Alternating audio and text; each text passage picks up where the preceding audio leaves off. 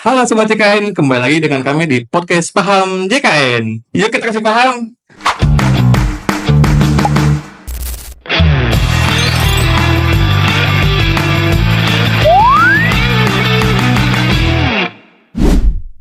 Oke, selamat siang Sobat JKN. Saat ini kita kembali lagi di podcast Paham JKN. Saya dengan Adit sebagai host dan kita kedatangan tamu narasumber yang luar biasa ya. Di sini ada Mas Dendi. Selamat siang Mas. Siang, Mas. Nah, buat Sobat JKN kayaknya belum pernah lihat ya, karena perdana datang di podcast Paham JKN di siang hari ini. Nah, Iya, saya baru diundang kan. bukan baru diundang Pak. Saya udah nge-DM 5 kali loh. Saya baru datang hari ini. Benar-benar sangat padat Bapak ini. Oke, Sobat JKN, kita sekarang mau ngebahas tentang pasien tamu. Apa ya pasien tamu? Mungkin sebelum ke pembahasan kita perkenalan dulu ya dengan narasumber yang luar biasa hari ini. Boleh Mas Dendi? Oke, baik. Sahabat IKN ya? Sobat JKN. Sobat IKN. Halo Sobat IKN, perkenalkan saya Dendi Rizaldin. Saya di BPJS Kesehatan Kantor Cabang Karawang menempati posisi staf edukasi apa? Oh iya, kita sebidang ya. Staf edukasi, penanganan dan pengaduan peserta di rumah sakit. Nah, oke, Sobat JKN. Jadi Mas Dendi ini sebenarnya satu bidang ya dengan saya ya. Di bagian Yanpaskes, Mutu Layanan Fasilitas Kesehatan, dengan posisi petugas edukasi penanganan pengaduan peserta di rumah sakit atau FP3RS. Nah, jadi nyambung ya sama tema kita hari ini, yaitu temanya pasien tamu. Nah, mungkin pasien tamu ini hal yang baru dan bukan baru juga sih sebenarnya, tapi Banyak ditanyakan. banyak ditanyakan ya. Oleh peserta BPJS. Ya, banyak ditanyakan dan kayaknya rame nih di masyarakat nih, bingung gitu mau berobat di luar kota gimana gitu. Nah, biar lebih cepat ya, kita langsung bahas aja nih Mas Dendi. Sebetulnya apa sih dari pasien tamu ini gitu? Baik, untuk pasien tamu ini sebetulnya pasien atau peserta BPJS Kesehatan yang sedang mengunjungi kota lain, mungkin luar wilayah dari FKTP-nya, klinik atau puskesmasnya sedang bertamu ke kota lain dan membutuhkan penanganan medis atau pelayanan medis, maka peserta bisa langsung mengunjungi fasilitas kesehatan terdekat di kota tersebut. Mungkin lebih gampangnya sekarang kan mungkin banyak juga yang mau liburan ataupun mungkin yang nanti mau mudik ketika Lebaran, di mana nanti contohnya saya nanti sekarang terdaftarnya Vaskesnya di Karawang. Mudik saya ke Jogja. Nah, tidak perlu khawatir ketika nanti di Jogja perlu penanganan medis ataupun pelayanan kesehatan, itu Bapak Ibu sobat BPJS Kesehatan bisa langsung mengunjungi fasilitas kesehatan terdekat, bisa melalui klinik, puskesmas ataupun IGD rumah sakit seperti itu. Jadi tidak perlu khawatir nanti ketika misalkan saya ketika keluar kota ataupun ke kota lain di mana untuk berobat, tetap bisa menggunakan BPJS Kesehatan. Oke. Berarti pasien tamu ini saat kita sedang berkunjung dari paskes terdaftar kita ya? Betul, di luar wilayah kabupaten atau kota di fasilitas kesehatan. Oke, misalkan kita lagi berkunjung ke rumah nenek di Bandung, Betul. atau kita lagi liburan di Bandung juga gitu ya. Tapi punya nenek di Bandung, Pak Dit. Oh, punya nenek. Nah, benar. Di Jogja ada nenek nggak? Nggak ada ya.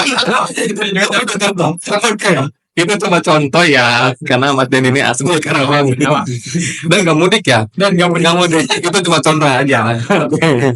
Nah, untuk berobat ini kan di luar wilayah ya, Betul. bisa di luar Indonesia nggak? Kebetulan BPJS Kesehatan belum buka mitra di Brunei Darussalam ya. Jadi belum ya? Oke. Atau di Myanmar belum ada. Jadi khusus lingkupnya di Sudah jelas ya Sobat JKN ya. Jadi pasien tamu ini cuma bisa di dalam negeri ya. Betul. Hanya di Indonesia aja. Di dalam negeri, di luar kota. Di luar kota. Oke, udah jelas ya. Nah, pasien tamu ini sebetulnya sasarannya kan ke fasilitas kesehatan tingkat pertama ya, dari klinik, puskesmas, dokter praktik mandiri. Kalau ke rumah sakit itu bisa? Betul. Jika Bapak Ibu Sobat IKN Mm-mm. nanti langsung mendatangi IGD rumah sakit, Mm-mm. itu juga bisa. Namun tentunya ketika masuk ke IGD Mm-mm. nanti untuk penjaminannya ditentukan dari gawat darurat atau tidak pasien tersebut. Oke. Tentunya gawat darurat di sini bukan ditentukan oleh pasien, Mm-mm. namun secara indikasi medis ataupun pemeriksaan medis dari dokter. Maka dari itu dokter di rumah sakit khususnya di IGD yang nanti akan menentukan masuk kriteria IGD ataupun kriteria emergensi atau bukan. Oke. Berarti emergensi atau non emergensi itu ditentukan oleh dokter ya? Betul. Bentar, kalau pasiennya dokter gimana, Pak? Nah, ini biasanya Tetap kami lagi dokter yang ada di rumah sakit ya. Betul. Oke. Jadi biasanya kita sebutnya DPJP, DPJP. dokter penanggung jawab pasien. Oke, oke.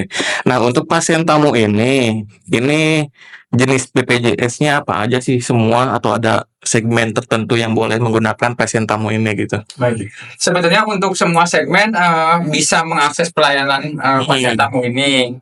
Yang terpenting adalah kepesertaan Bapak Ibu Sobat JKN semuanya dipastikan aktif ketika sedang pelayanan. Dan selanjutnya yang harus dipahami juga, diketahui Bapak Ibu Sobat JKN semua, jika pasien tamu ini memiliki maksimal pelayanan yaitu 3 kali dalam 1 bulan. Oh iya. Misal sudah lebih dari 3 kali bagaimana, maka Bapak Ibu diarahkan atau dianjurkan untuk pindah fasilitas kesehatan. Gitu. Pindah pasca. Apalagi misalkan Bapak Ibu yang rencananya mungkin menetap dari satu kota ke kota lain. Nah, itu disarankan memang langsung dialihkan saja untuk fasilitas kesehatan tingkat pertama, yaitu klinik atau puskesmasnya, ke domisili terdekat dari domisili Bapak Ibu. Begitu.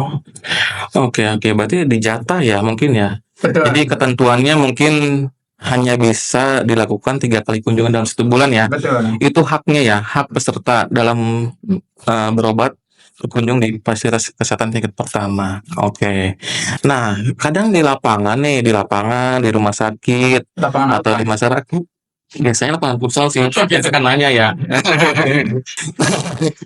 Baik nanya gini, saya tuh warga Karawang, tapi dia kerja di Jakarta. Nah, otomatis kan dia pasien tamu kan di Jakartanya, tapi dia tuh nggak mau pindah paskes. Sedangkan dia tuh menetap di Jakarta, bukan menetap sih, tapi dia tuh bekerja di Jakarta. Artinya kan dia kayak menetap juga kan, yang seharusnya dia wajib pindah paskes gitu, tapi dia nggak mau gitu. Nah, itu sedangkan itu wajib ya, wajib pindah paskes ya. Betul, diarahkan memang sebaiknya pindah fasilitas karena kita tidak tahu bagaimana nanti kita akan mengakses pelayanan kesehatan. Sedangkan kalau dari contoh Pak Arit kan bekerja ini kan lumayan lama waktunya ya. Lama ya. Ketika misalkan sedang bekerja ataupun di luar dari bekerja kita membutuhkan pelayanan kesehatan, maka bisa langsung mengakses pelayanan kesehatan dan tidak ada kekhawatiran dari peserta tersebut gitu. Karena sebetulnya untuk pindah vaskes sekarang kan sudah bisa diakomodir di aplikasi mobile JKN juga ya. Yang notabene di mana tidak ada kesulitan seharusnya dari peserta tersebut untuk mengalihkan fasilitas kesehatan tingkat pertama itu. Oke. Berarti udah sangat jelas ya Sobat JKN ya tentang ketentuan pasien tamu ini. Nah, misalkan Mas Denny nih, kita ternyata mendapatkan kesulitan pada saat berobat di luar kota. Kita terkendala nih. Nah, cara pengaduannya gimana sih? Baik, ini pertanyaan yang bagus juga. Karena kan dikhawatirkan ada fasilitas kesehatan yang belum tahu mengenai pasien tamu ini. Ini padahal sebetulnya di setiap klinik ataupun puskesmas, DPP juga, dokter praktek mandiri, di situ ada janji layanan yang dimana salah satu poin di janji layanan tersebut adalah menerima pasien dari luar wilayah atau biasa kita sebut pasien tamu.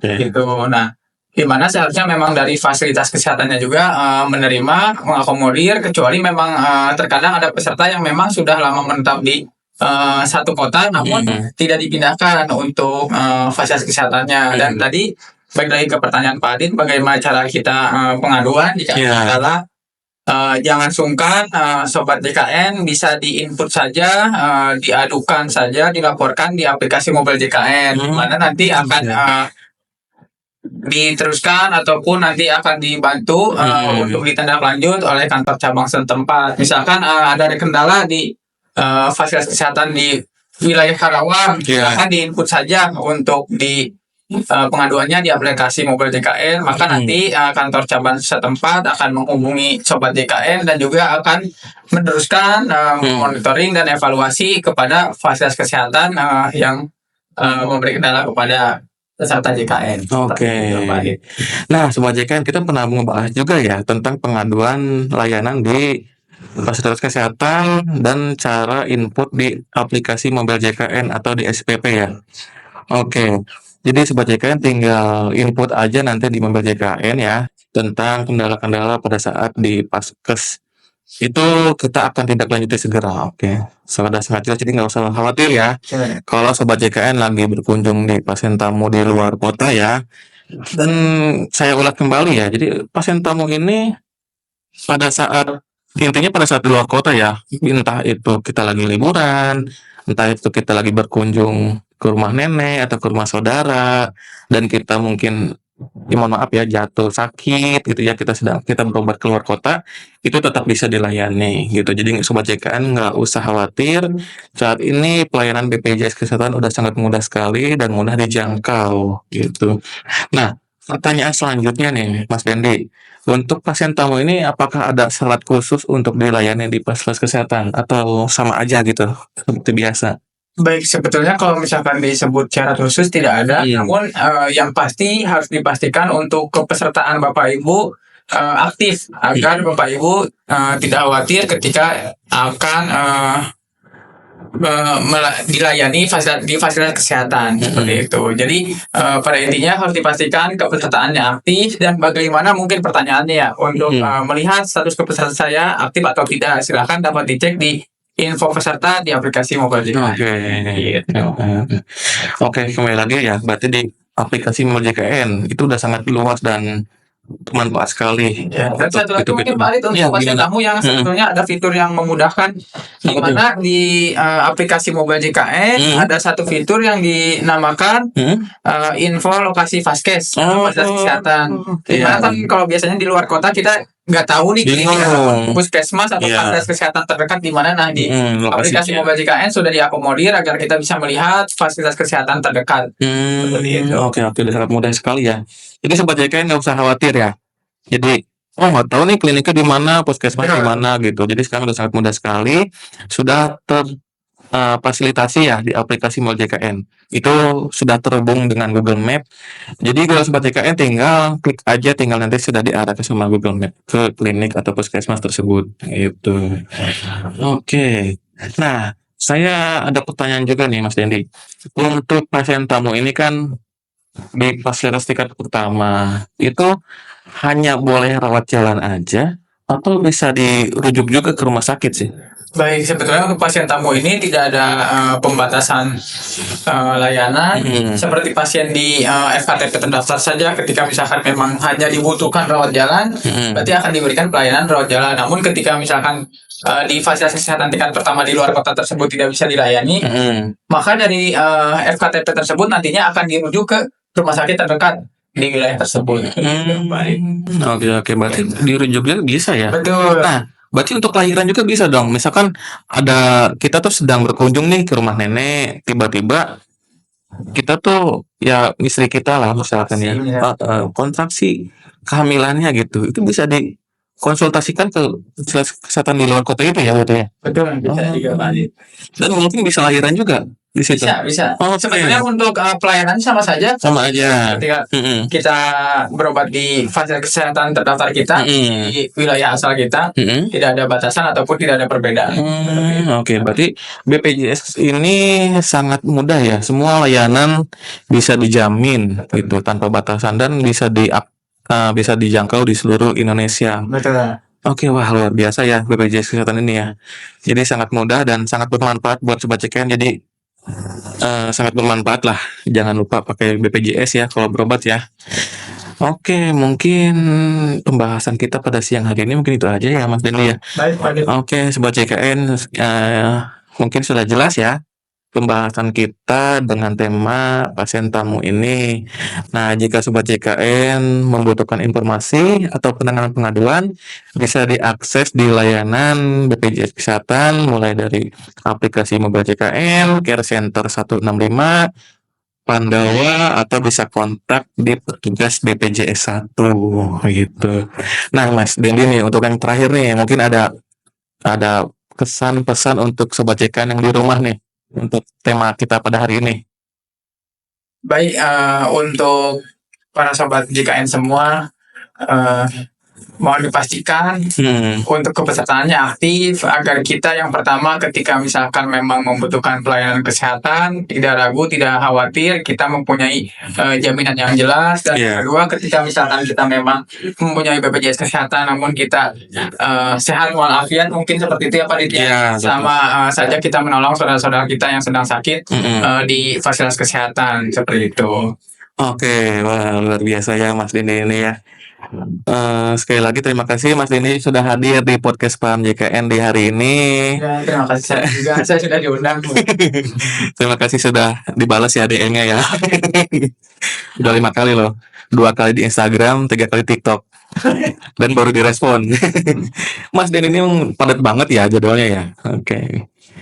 Oke, Sobat JKN mungkin itu aja ya pembahasan kita dengan tema pasien tamu di siang hari ini. Semoga bermanfaat.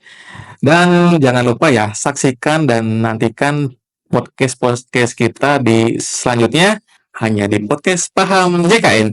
Yuk kita kasih paham.